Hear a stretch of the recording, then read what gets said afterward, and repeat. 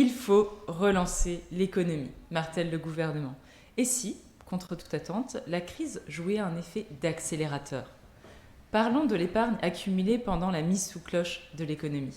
Il n'y a pas que des inconvénients au confinement et à la fermeture des frontières, tout du moins sur la situation financière des ménages. Entre avril et juin 2020, les Calédoniens ont épargné 9,7 milliards de francs.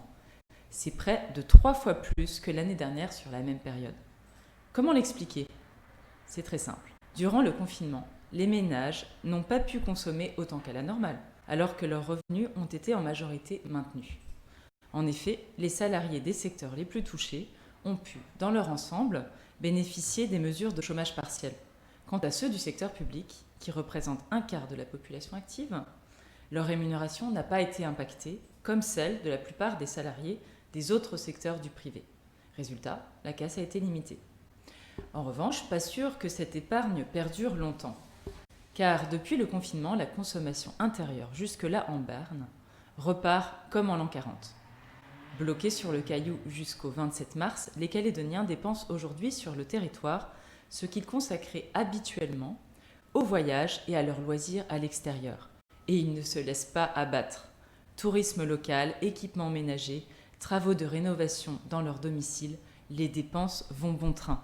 En témoignent les paiements par carte bancaire en progression depuis le mois de juin.